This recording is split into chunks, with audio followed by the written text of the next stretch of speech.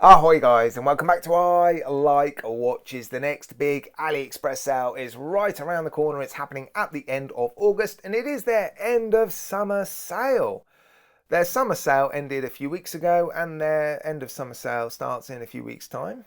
Anyway, I've been sent a few watches to review for you guys prior to that sale, including a couple of Hruodlands. I'm assuming it's pronounced Hruodland. Maybe the R is silent. Maybe it's Hruodland. I never thought of that actually. Let me know in the comments section. Anyway, I like the Hruodland brand. They produce high quality watches. They're not amongst the most affordable watches on AliExpress, but their watches are great value, which is why I enjoy reviewing them. In this video, I'm going to unbox and give you a brief sneaky peek at one of the watches. The other one I am going to produce a full review in this video, so stick around for that. Yeah, the watches were sent for free, links in the video description, hence the includes paid promotion icon in the top left hand corner. Right, let's crack on. Right, I'm going to quickly show you the first watch then, which is going to be reviewed in the future, and I might even do a comparison with the Chronos and the San Martin equivalents, because this watch looks like it really could compete with the San Martin and the Chronos equivalents. 275 US dollars this one, 281 euros, 236 British pounds. It does contain the PT5000 automatic movement, beating at 28,800 beats per hour. It does hack, it does hand wind, and I can tell you this is quite an impressive watch. So I am looking forward to showing you this watch in a lot more detail, but not today, because today I am reviewing this Hruodland pilot watch with a fully loomed dial. This is the F-013, retails for 186 US dollars, 190 euros, 160 British pounds, and again contains the PT5000. It's available in a couple of colours. One of them has a fully loomed dial and the other one doesn't. Right, and there it is, hopefully with all of the thumbprints removed from that rather large piece of crystal. Now, my first impressions are, I think they're trying to create a fairly authentic watch. You've got some German text on the back with some specifications. The lugs look very simple and perhaps how they would have been back in the day. They're just sort of pieces of steel that poke out from the case. Nothing too fancy, no curvature to them. The finishing looks like sort of fairly simple frosted finish. There's no brushing, there's no polished surfaces. I have taken some shots of this watch already, and I've had a little fiddle with the strap as well, which is why it's all curvy. And I've just noticed that little pin there. Don't know what you'd call that. Stud? I guess it's a stud. I don't know if that's supposed to look authentic as well, but it looks dented. But anyway, yeah, the fully loomed dial, perhaps not that authentic. Right, let's have a look at the loom. I'm curious to see the loom. Let's do that first, I think. Now, I did test the loom on a few watches that all had fully loomed dials and there was nothing in it. They were all pretty much the same.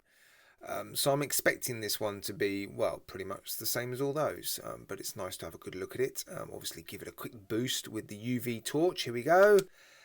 Yeah, it's very green actually. Yeah, I think all of the others were BGW9. So yeah, you never know. This one might actually be stronger or weaker.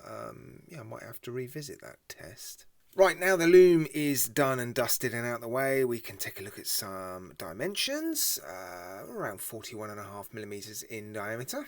Thickness including the crystal, oh, a fairly respectable 12.1mm. Case length, I'm expecting this to be, yeah, quite long because of the lugs. Actually, not as bad as I thought, around 50mm. And the lug width is 20mm. And there is some taper on the strap down to 18mm. On the supplied strap, it weighs, wow, bang on 80 grams. And that huge piece of crystal is sapphire crystal. It is a piece of double domed sapphire crystal. There is some domage there. It's fairly subtle, but the clarity is good even at a tight angle. And if I hold the watch at a certain angle, look around the Outside of the crystal, you'll see that blue hue, so blue internal AR coating. The case, the crown, the case back and the buckle, all stainless steel, and I'm pleased to report the finishing on the buckle matches the finishing on the case, which is nice. I do like that.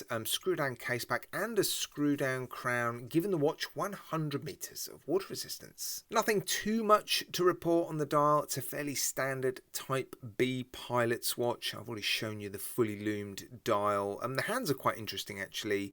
They're quite dark. Where there should be some loom is a sort of very dark black matte finish, but the outside of the hands and that second's hand as well, finished to a high polished finish, but actually a fairly dark looking coating or finish on it as well. It's not a bright stainless steel or silver finish. It's almost like a gunmetal finish, isn't it? It's a fairly similar story with the strap actually. Quick release spring bars, which is nice. A couple of these studs look like they've been situed in a rather aggressive manner. This one as well, it's the same one actually. Both sides look, the other three look, well, in slightly better condition, don't they? So yeah, I really am not sure if that's supposed to make it look more authentic. I did have a little play and manipulation of the strap for the shots to get it to conform to my wrist. It's fairly thick and it's not overly stiff, but it wasn't the softest and most malleable strap. I've already mentioned it. It's nice that the hardware matches the finishing on the case. But yeah, it is a fairly nice strap. And here it is then on my 7¼ inch-ish wrist. And the first thing that struck me was those lugs. They're not the shortest and there's no downturn or curvature whatsoever. They just come straight out of the case at 90 degrees, which gives the watch a slightly unusual look. It might be more in keeping with how watches were back in the day. But yeah, I think it looks a touch unusual. It feels comfortable enough. It doesn't seem to be impacting the comfort.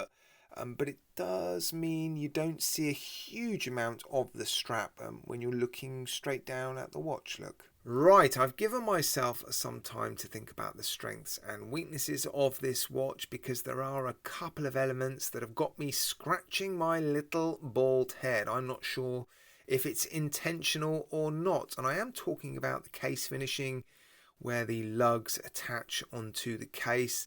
It looks a little bit inconsistent. I don't want to say ropey or dodgy, perhaps a little uneven is how I would describe it. And one of the studs I've already shown you looks like it's taken a bit of a beating, doesn't it? Now, is that intentional? Is that supposed to add to the charm and the overall appeal and appearance of this watch, perhaps making it look a little bit more authentic? They've done a few other things to make it look more authentic. The text on the back is German and the finishing is a fairly simple sort of frosted or mottled steel finish. There's no brushed or polished surfaces. You've got this text on the side of the case.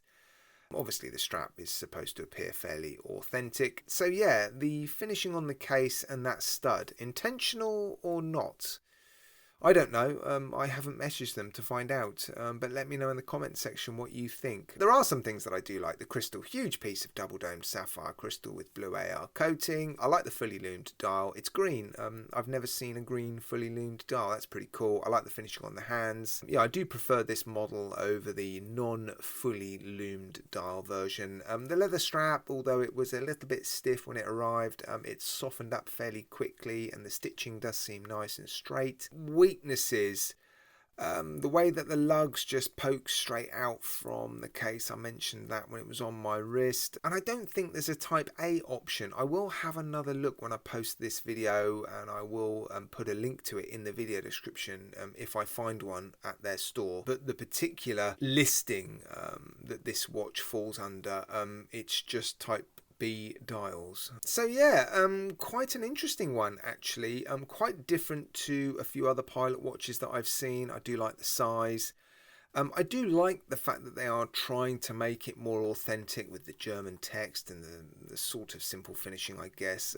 You know, it's not my favourite, but I do appreciate what they're trying to create. And I suspect there is a market for it, but at just under $200, I don't know how big that market will be. Fingers crossed it will be discounted in the sale, and then yeah, after the sale I'll be able to have a look at all the links and see if you guys have bought any of these. But before then, please do let me know what you think of it in the comments section. Yeah, I'd love to read your comments. I've said it before, I'll say it again. They're not just entertaining for me to read, they are genuinely useful for other people to read if they're considering buying the watches I review, because you guys do often point out things that I don't see.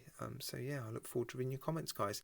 Right, I'm going to leave it there for today. Thank you so much for sticking around to the end. I do appreciate it. Please take care, guys. Look after yourselves. You'll see me again very, very soon.